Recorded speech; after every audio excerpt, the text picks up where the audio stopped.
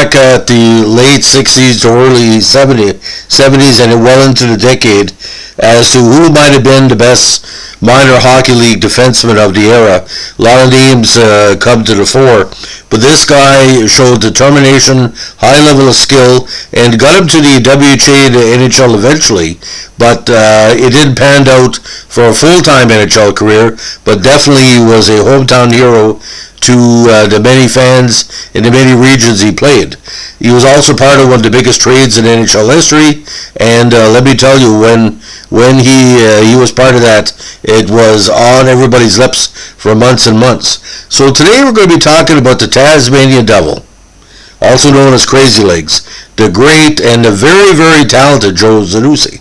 Now, George Lawrence Zanussi, born Rawson, British Columbia, September 25th, 1947, played 149 games at the WHA and 87 games in the NHL.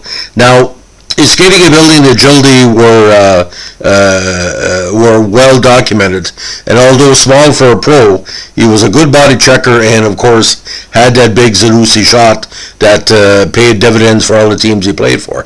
Now, he began his hockey career for Roslyn when they were able to field the BC Juvenile Finals team in '65. Now, Detroit Chiefs Western Scout Clarence Moore noticed Joe at the finals and invited him to the Edmonton Oil Kings rookie camp in 1966. He spent that season with the Oil Kings Junior B Red Wings, and in the off-season of '67-68, he was traded to the Swift Current Broncos of the WCJHL and became their first league captain.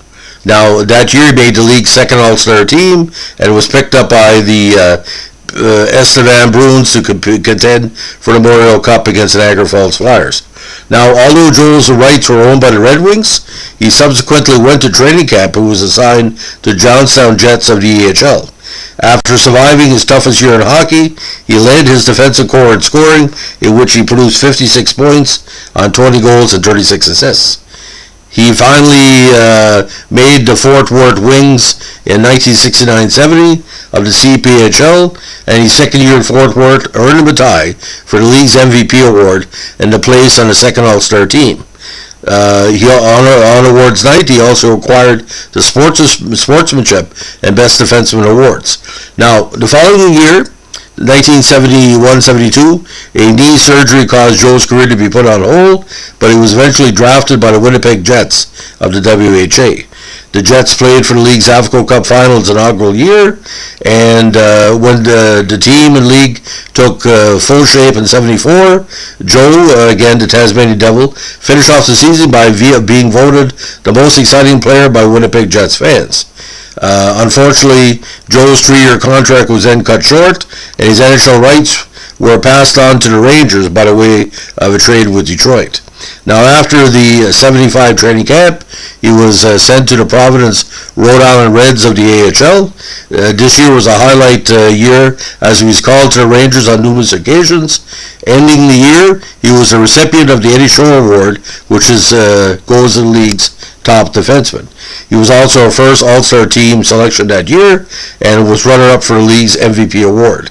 Now, he was also honored by his team by being named its MVP and best defenseman.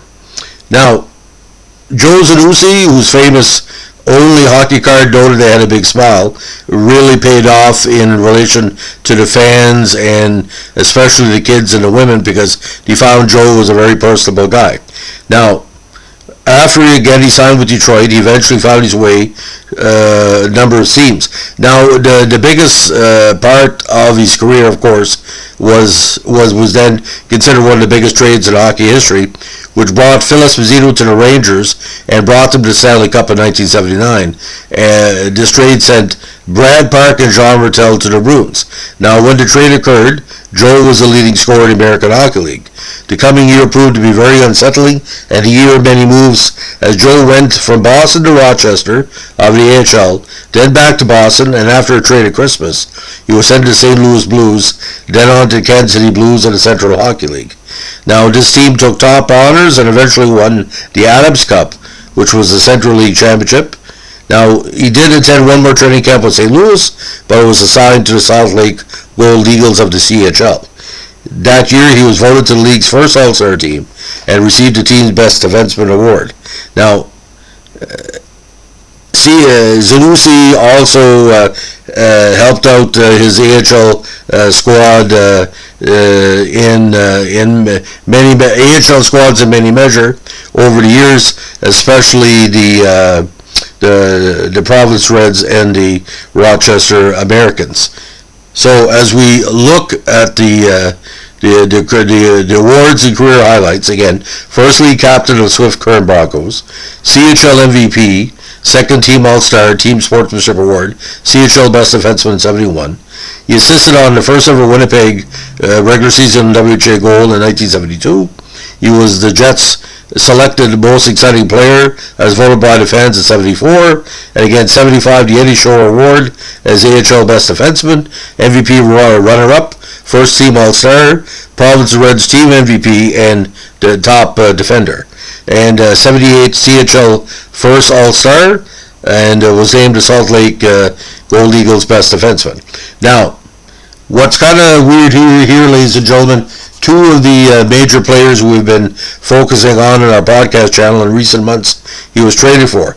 Now, he was traded to the New York Rangers by the Detroit Red Wings, along with the Red Wings' first-round choice in the 72 draft, in exchange for Gary Doak and Rick Newell.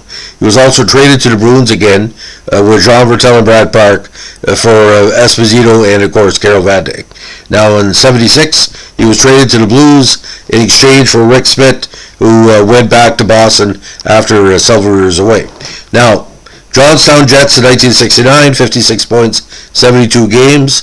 Fort Worth for 3 seasons, 13, 32, and 28 points. Winnipeg in 73, 25 points. 74, 25 points.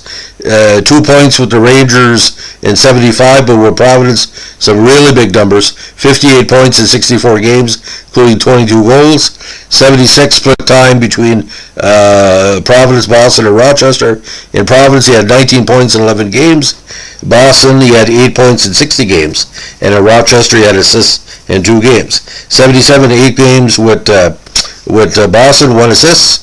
17 games with Rochester, 10 points in 17 games. Then to St. Louis, 3 points in 11 games. And then 18 points in 30 games for Kansas City. And again, his final minor pro season with Salt Lake in 78 to the CHL, 34 points in 71 games. So again, final NHL totals, 113 and 14 in 87 games. AHL 88 points in 94 games, including a big 31 goals. WHA 149, 7 goals, 43 assists for 50 points, and a big playoff run in 73 with 7 points in 14 games, including 2 goals. Now, NHL playoffs, 1 assist in 4 games, AHL 1 goal in 3 games. So overall, like I said, a minor hockey mainstay for all these seasons.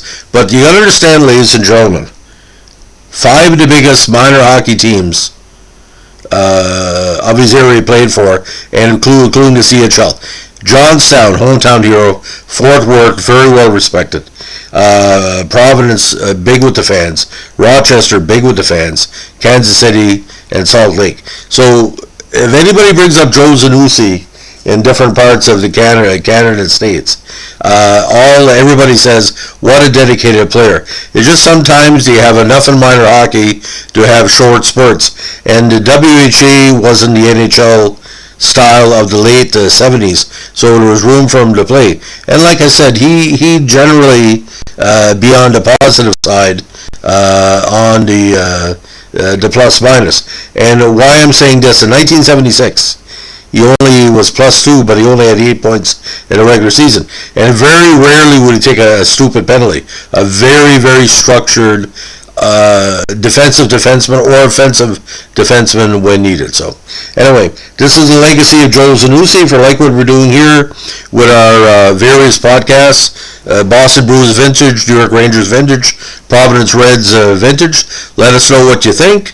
Requests are always encouraged, and don't forget, you're only good as your last trade. Gary Doak, Rick Smith, Jean Vertel, Brad Park, pretty Esposito, Vadnais, all these players that were traded for him or going back in the deal. I mean, you can put together one third of a strong franchise. No joke. But I always thought he'd end up with Toronto Maple Leafs. I don't know why. There was talk of a trade for a number of years, but it never panned out. But a good, solid number 6 defenseman when called upon, or it could have been. I think in the NHL of 2021, Joe Zanussi would be a regular player, but that's just me. Have a good day. Bye.